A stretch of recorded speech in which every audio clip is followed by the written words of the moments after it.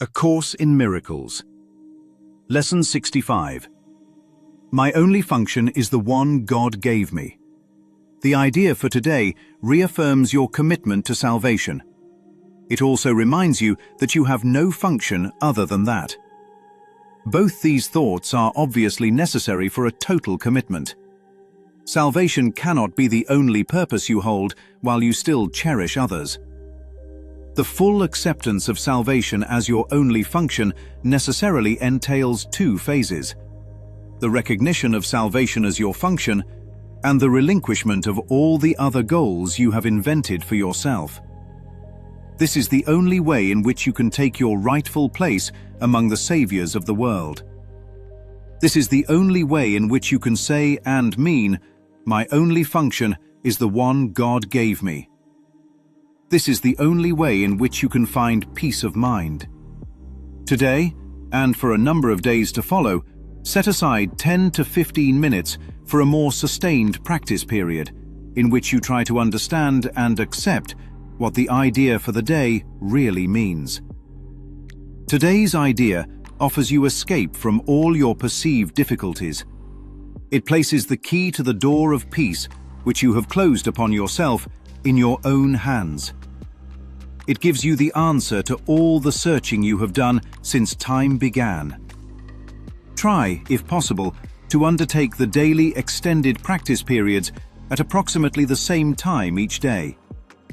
Try also to determine this time in advance, and then adhere to it as closely as possible. The purpose of this is to arrange your day so that you have set apart the time for God, as well as for all the trivial purposes and goals you will pursue. This is part of the long-range disciplinary training your mind needs, so that the Holy Spirit can use it consistently for the purpose He shares with you. For the longer practice period, begin by reviewing the idea for the day. Then close your eyes, repeat the idea to yourself once again, and watch your mind carefully to catch whatever thoughts cross it. At first, make no attempt to concentrate only on thoughts related to the idea for the day. Rather, try to uncover each thought that arises to interfere with it. Note each one as it comes to you with as little involvement or concern as possible. Dismiss each one by telling yourself, "This thought reflects a goal that is preventing me from accepting my only function." After a while, interfering thoughts will become harder to find.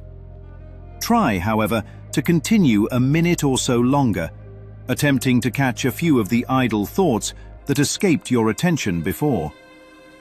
Do not strain or make undue effort in doing this. Then tell yourself, "On this clean slate, let my true function be written for me." You need not use these exact words, but try to get the sense of being willing to have your illusions of purpose be replaced by truth. Finally, repeat the idea for today once more. Devote the rest of the practice period to trying to focus on its importance to you. Reflect on the relief its acceptance will bring you by resolving your conflicts once and for all. Consider the extent to which you really want salvation in spite of your own foolish ideas to the contrary. In the shorter practice periods, which should be undertaken at least once an hour, use this form in applying today's idea. My only function is the one God gave me. I want no other, and I have no other. Sometimes close your eyes as you practice this. Sometimes keep them open and look about you. It is what you see now that will be totally changed when you accept today's idea completely. A man spent his whole life collecting keys. Brass keys, silver keys, keys with strange teeth and ornate heads.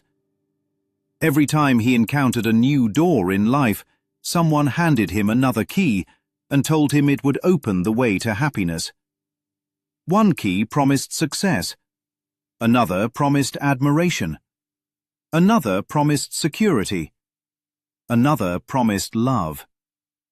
Soon the man carried so many keys that his pockets sagged, and his shoulders leaned to one side. Still, none of the doors opened the way he hoped they would. Some opened into rooms filled with noise. Some opened into rooms filled with conflict. Some opened into rooms that looked promising at first, but slowly drained the light from his face. Yet every time a door disappointed him, someone handed him another key. Try this one. This one will work. This one is the real one. Years passed. His ring of keys grew heavier and heavier. Then, one quiet morning, he found himself standing before a door that looked strangely familiar. It was plain. No ornament, no inscription. Just a simple wooden door. He reached for the keys hanging from his belt and began trying them one by one. None fit. The brass key failed. The silver key failed. The intricate keys failed. The promising keys failed. In frustration, he sat down and emptied every key onto the ground. They scattered across the floor like a pile of small ambitions. And as he sat there surrounded by them, a quiet thought appeared in his mind. What if none of these were ever meant for this door? For the first time in his life, he stopped searching through the pile. He simply stood up and placed his hand on the door. It opened effortlessly. There had never been a lock. The keys had never been needed. All those keys had represented the functions he had invented for himself. Be admired. Be important. Be successful. Be safe. Be loved in a special way. Each one promised meaning. Each one promised peace. Yet every one of them required effort, defense, and constant adjustment. Because none of them were his real function. The moment the keys were dropped, the door opened. This is the acceptance and the relinquishment. Acceptance is recognizing the door was always meant to open. Relinquishment is dropping the ring of keys that never belonged to you. The mind believes it must collect thousands of purposes to justify its existence. The Holy Spirit offers only one. Not 1,000 roles. One function. To accept salvation. Which simply means allowing the mind to remember what it truly is. That is why the lesson says, this is the only way to find peace. Not one of many ways. The only way. Because every other goal requires protecting a self that was never real in the first place. And protecting illusions is exhausting. But when the mind stops juggling its invented purposes, something remarkable happens. Life becomes lighter. Decisions become simpler. Conflicts begin dissolving on their own.